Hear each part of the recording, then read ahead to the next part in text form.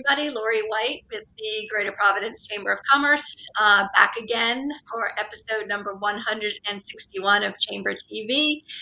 And as you all know, if you've been an avid watcher of Chamber TV, we are interviewing all of the candidates that are running for the principal offices in Rhode Island. And we are focusing this week on the candidates who are seeking the second congressional district seat in Rhode Island, being vacated by longtime Congressman Jim Langevin.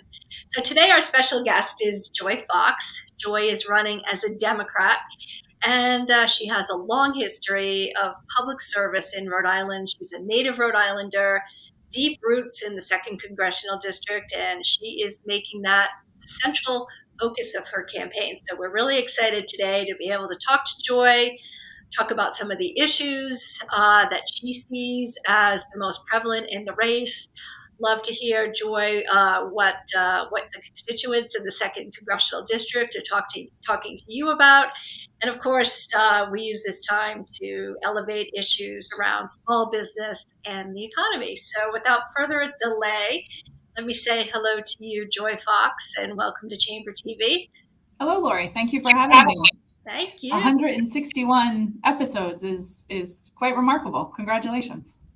Well, we started during the days of COVID as a way to give folks some real-time information, and it's continuing to work. So we're going to keep doing it, and it's a great platform to be able to get to know the candidates that are seeking elective office, and it gives us an opportunity also to congratulate people like you, Joy, who have taken a leap of faith and have been courageous enough to step into the arena and to seek elective office and public service. And we know it's not easy. And right before we came on, you and I were just chatting about, how difficult it is really to manage a life, to manage a career, and also seek public office at the same time, and be out and about and meeting people and listening. So anyway, tell us a little bit about Joy Fox and what you think are, the main motivations why you wanted to jump into this race.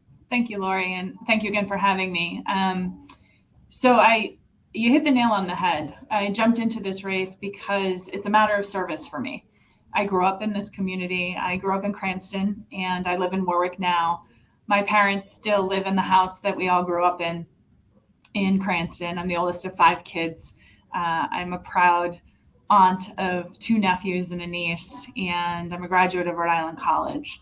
So I think there are 3 reasons that make me uniquely qualified to hold this position if successful.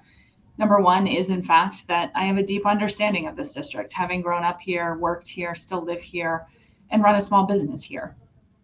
Second, I started my career listening, and that is a lot about what public service, especially elected office, is all about. It's about listening. It's about hearing people's concerns and making a plan to help move everyone and every issue forward. I started my career listening for the Cranston Herald. I was a reporter at the Cranston Herald and the Warwick Beacon.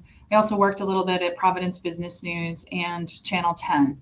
And that was a tremendous experience for getting deeper into the community to hear what was on people's minds and to understand their challenges as well as their triumphs. I was just with the Cranston Rotary today, as a matter of fact, and hearing about a gentleman who's expanding exponentially, mostly in the second district, which is very exciting, but also hearing, the challenges to that expansion being supply chain and employment, recruitment, and retention.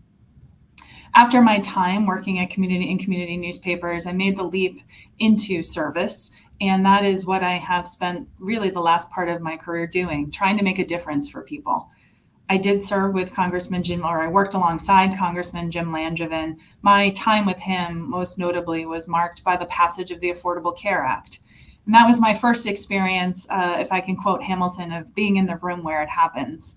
The ACA was the Affordable Care Act was a big piece of legislation that I got to not only see how it worked in Washington, D.C., but also how to bring that message back home to Rhode Island and listen to all constituents, listen to community leaders, listen to business leaders, listen to people that were just struggling with access to care and affordability.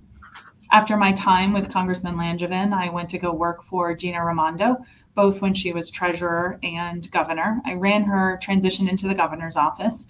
And if you know the governor, she knew we had a finite amount of time to get a lot of work done. So I was around the table when we were talking about issues as it related to workforce development, infrastructure, education, economic development, and all of the other issues that came up along the way. And that part of the experience too, not only understanding that as an elected official, you have to keep the agenda going, the long-term strategy going to move our communities forward, but then there's the stuff that happens that you just have to deal with every day that comes up and comes across your desk. So again, being in those rooms, I think makes me uniquely qualified to take on this position here. As a staff person, I know exactly how to get things done. And since leaving service, I have run a small business. I run a small strategic communications firm here in Rhode Island. And that too is about sitting with clients, understanding their problems and their challenges, but also understanding what message and what idea and what program they're trying to get across. And that too lends itself to critical thinking and listening and then moving for change. So I think all of those experiences combined, having lived in the district, having spent my career listening and then working to make a difference, do make me uniquely qualified for this role. So that was a fantastic intergalactic tour of your career, Joy, and some of the motivating forces and factors. So essentially what you're saying is that you grew up in the district and you have great familiarity with the unique needs of Rhode Islanders in the second Congressional District. But more uniquely than that, you are able to marry it with a deep reservoir of public service history, having worked in media, which is, very important as a journalist, and also as a staffer at the congressional level, and the gubernatorial level, and the state treasurer level. So you understand, how the sausage gets made, if you will, and be able to bring those two forces, if you will, together and be able to, really thread a very fine needle. So how is that working for you? And have you enjoyed making the transition from a behind the scenes staffer, if you will, a leader, an influence, a strategic person behind the scenes, and moving, out front and into the camera? This has been a tremendous experience, and it's a very good question because you're right. I have spent the better part of my career in the backgrounds trying to make the work happen. And this experience here has been fantastic. It is a lot of hard work for sure, but it has been tremendous to reconnect with old friends and folks that I have worked with across my career, but also to make new connections and hear what's on the minds of people for the first time. And it has been tremendous to talk to folks, individuals, business leaders, community leaders. And my job here is to have as many of those conversations as possible, to be able to tell their story, use this experience. I know I'm running for office and I have an end goal in winning the primary, but if there's a way to bring forward some of their concerns during this process, I think that alone makes this all well worth it. So it has been tremendous, and the reception, I'm completely humbled by it. It has been a really special experience to be out in your community that you grew up in, and take this on. I love that. So tell us about a couple of the most memorable moments that you've had on the campaign trail, either a story that was shared to you or something you observed that really struck a chord. There's one, if I could sum up every conversation that I've had, and I've had countless ones at this point. I feel like the phone has been glued to my ear this entire time. So this is a nice break here talking to you. If I could sum up every conversation, people, it doesn't matter if they're a business leader, a community leader, or an individual out in the community, they're tired and they just want things to work. And I was talking to a healthcare leader recently, and I asked what was on his mind.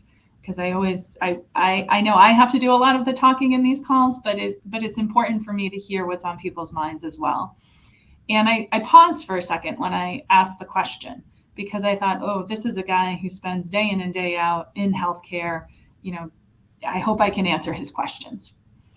And he said, if you get elected, can you commit to passing HR 1? HR 1 and HR 4. HR 4 being the John Lewis Voting Rights Act.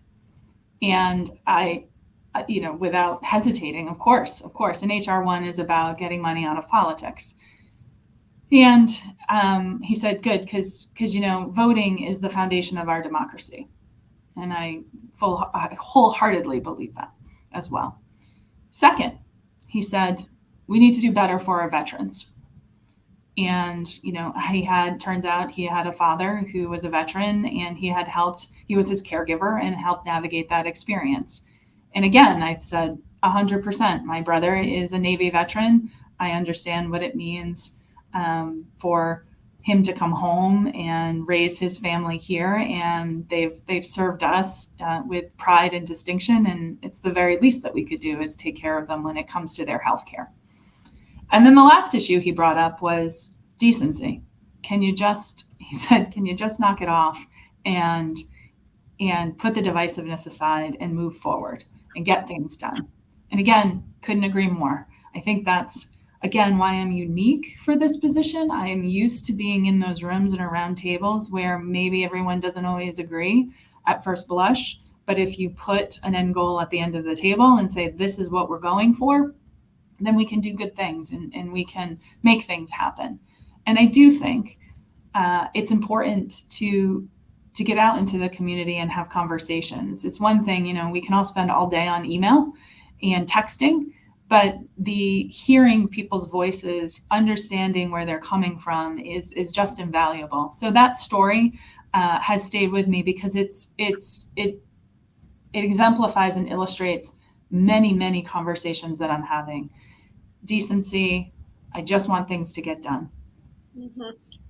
So your conversation partner said, look, we're in healthcare, we're tired, we just want things to work. I would imagine that sentiment goes beyond the healthcare realm and into, day-to-day Rhode Islanders who, they're just beginning to, feel some sense of normalcy after everything that we've gone through. So, I love this idea of they just want things to work, and it seems like a very simple notion. How do you translate that into day-to-day activity, particularly in DC, where things don't work? Yeah, that's a good question, and that is the second question that I get asked the most. Actually, is why the heck do you want to do this? It seems so, divisive down there. I also tell them it's not a reason not to do it. I do come at this as a matter of service and serving my community. And that's where keeping it local and listening to people and taking those concerns back to Washington, I do think we can do a lot of good and move needles for people. In particular, there are two issues that I worked on with Congressman Langevin that I think no one can disagree with. One is doing more for our family caregivers, our home-based unpaid family caregivers. That's something that's deeply personal to me. My dad has Alzheimer's and my mom is his primary caregiver. My brothers and sisters and I do what we can to support her and him. But we know that there's more that needs to be done. We know that there are about 53 million caregivers in the United States in the same position. And what are we doing for them? And with Jim Langevin, he passed the Lifespan Respite Care Act, which was designed to do just that. And that is something that we need to build on and continue to move forward on. I will say, too, my family would be lost without the Cranston Adult Day Services. It provides my mom some respite during the week that she can plan for, but it also gives my dad an outlet and an opportunity to get out and exercise and interact with people. We need more of that in our communities that not only focus on the person that needs the most care, but on the people that are caring for them and our family caregivers. So that's number one. Number two is cybersecurity. When I was on the congressman's team, people would, people would laugh and say, I don't know why you're wasting my time with this. This is not a thing. This will never be a thing. And do you spell cyber with a C or an S? Have a nice day. And I think now, especially in the last couple of months, we have learned that cybersecurity is not only a tremendous workforce opportunity and an economic development opportunity, but it is also one of national security and service. When we look at what's going on in Eastern Europe now in particular, we need to position cybersecurity as a way to serve your country as well. So it's looking for issues like that we can all agree on and find common ground to move things forward. But I do think we also need to still push the envelope on things that maybe we don't agree on necessarily across all parties. I think we do need permanent paid leave to support our families. I think we need to do more for workforce development and apprenticeship programs. And I think we need to do more to make sure our health system is accessible and affordable for everyone to access care when they need it. I want to build on the subject of workforce development and economic development. You have a number of planks on your website that goes through what you see are some of the major themes or some of the major industry areas where Rhode Island has a unique competitive advantage. And one of the ones you mentioned is the blue economy. So what are your thoughts around how to really leverage the power that Rhode Island has to tap into the incredible amount of resources we have as a result of Narragansett Bay and our maritime industries and our deep, expertise in underwater warfare issues and other things, the smart bay notion. How do we translate that into jobs that are good jobs for our families, good jobs for our kids that are coming out of colleges and I think you hit the nail on the head by saying our expertise. So we know we have the expertise and the experts here. We have them at the University of Rhode Island. We need to leverage that. We need to make sure that our university is well funded and our higher education system across the board is well funded. That pipeline from CCRI and Rhode Island College to the University of Rhode Island, there's tremendous work that's happening there in research. I think too, we need to recognize the power that we have at Quonset and the ability there to support our offshore wind industry. And by extension, there's an organization called SNEDIA, the Southeastern New England Defense Industry Alliance, which is doing tremendous work in making sure that our undersea capabilities are enhanced and those small businesses are supported and have the resources that they need to continue to grow. There is unbelievable technology that is happening in and around not only the University of Rhode Island, but the Undersea Naval War College over in Newport as well. So I think you're right. I think we have to focus on our greatest natural resource, Narragansett Bay, not only from an economic perspective, but that also gets us around to climate change. I think that is also going to be an economic driver in the future. We are behind the eight ball on climate and what we need to do there. It is an economic imperative that we work at full force to get our climate stability in a good place. And I think when I think of developing industries, I often say that, 20, 25 years ago, it was a novel thing to have an IT person on staff. And now you wouldn't dream of not having an IT person on your team. I think that's the direction that we are headed to in terms of climate resiliency and risk. Small businesses, medium and large businesses are going to have people on their teams thinking about these issues and how we navigate our ever-changing climate while trying to slow the effects of climate change as well. And I do think and believe that Rhode Island can and should be a leader on that. Moving towards a net zero future, a low carbon future, a no carbon future, what would you advise small businesses in the Second Congressional District where they might be able to find an opportunity to really plug into this space, and metaphorically and literally, of course, and how to continue that momentum? I think it's a combination of things. I think it starts with our chambers and the strong chamber system that we have in our state, making sure that those connections are being made with not only businesses to each other, but also strengthening our connections to our higher education schools and the Undersea Naval War College. So for me, it is about building those networks in those communities. I think it is also making sure that we are communicating with our universities from a business perspective, saying, this is the workforce that I think I need, and how can we better train and get the workforce ready for that. And I also think where this office can help to make a difference is, again, listening, hearing where the concerns are, and understanding and helping our small business community navigate the federal government. It is a bureaucratic process. I know I've heard that time and again throughout my career. So what are we doing to bring these offices into your offices, to have those conversations, to sit down and understand, here are the needs, here's what we need to work on as we figure out how to move towards a greener economy and strengthen our climate resiliency. We all have a role to play, from the smallest business to the largest corporation. And I think it's going to take all of us coming around the table together to figuring those out. What are the biggest issues on the minds of small business? You've been out on the campaign trail. I imagine you share with other business professionals that you also run a small business. So what kind of camaraderie have you been able to generate around this topic? As it relates to the healthcare, it's always affordable healthcare, and folks want to provide it. So how are we making that system work better for not only the employer but the employee? And then secondarily, it's supply chain, especially for our building industry, in terms of them finishing projects on time.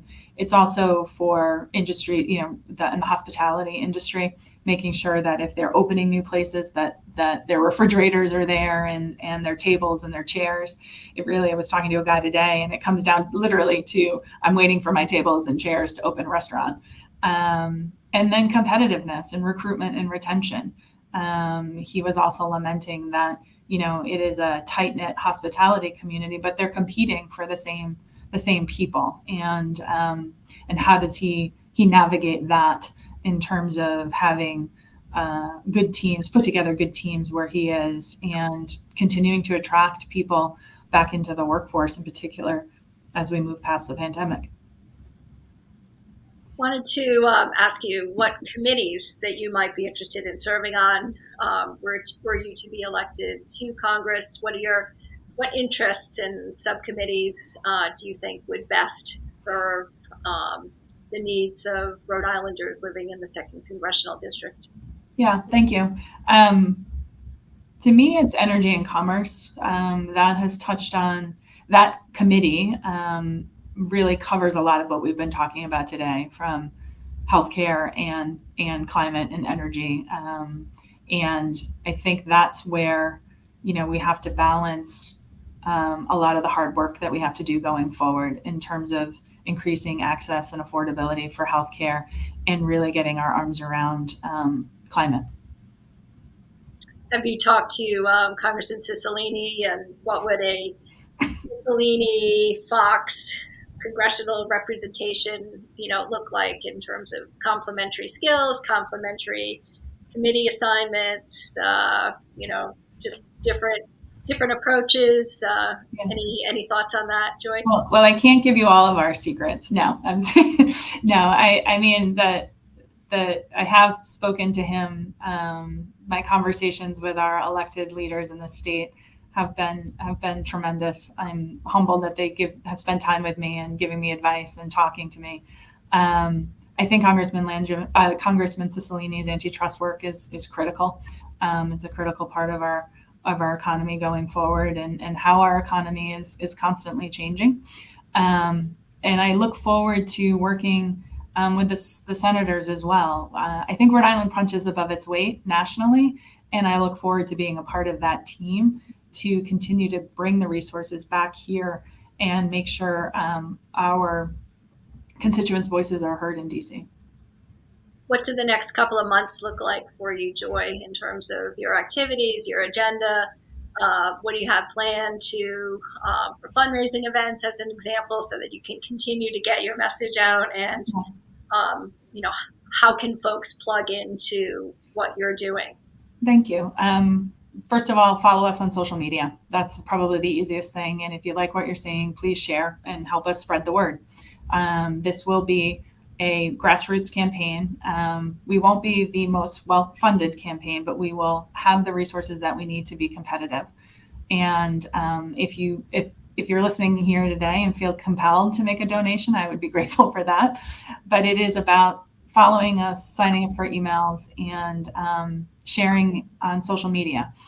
We will be out and about in the community. We've started to post different events and so on and so forth. I will, I'd love to, any opportunity I get to be out in the community, I welcome that. So if someone here listening today thinks I should go visit them or be a part of something, please reach out and let me know, and I'm happy to come along. And lastly, I plan to go through a lot of pairs of sneakers. I feel I'll be out and about all summer long, working really hard towards the September 13th primary. And I'd be honored for the support of the members of this chamber and business leaders across the state. I do think we can do a lot of good work together, and I'm excited to get to work. I'm curious to know, Joy, if this message of I grew up in the district, I've lived in the district, I'm a Rhode Islander, is that a distinction that is really resonating with voters?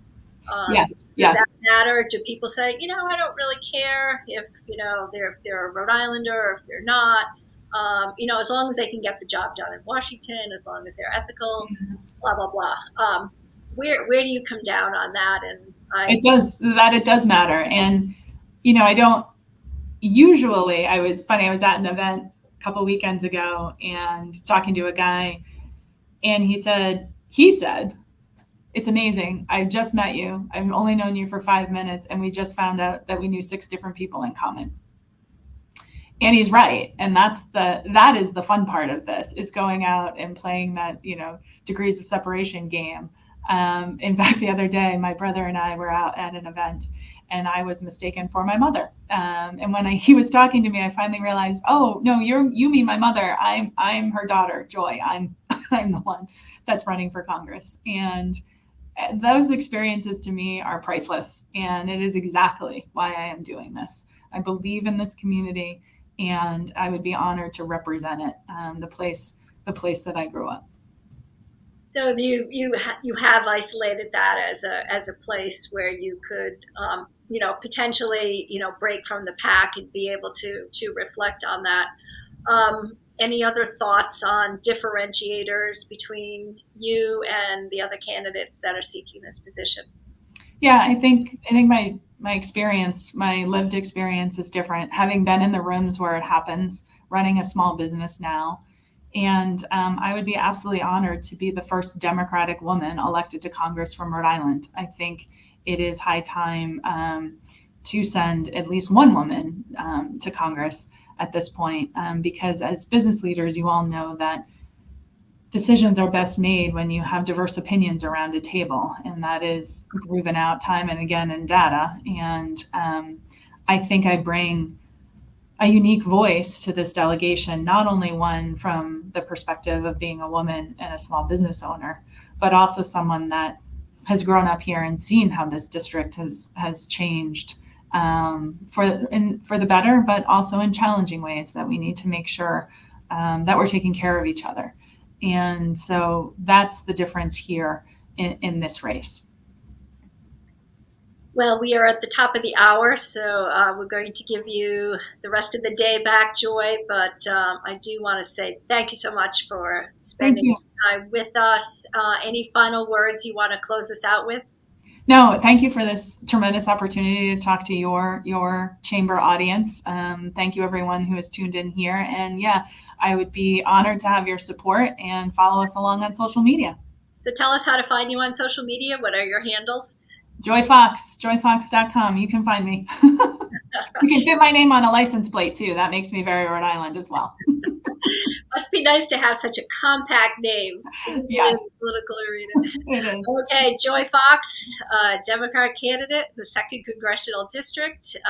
We invite you to return back on Chamber TV in a couple of months as you get ready for the big primary, and we will continue to watch you and follow you on social media, and look forward to engaging with you next time. So take care, Thank you. everybody. Thanks for being with us. Thank you.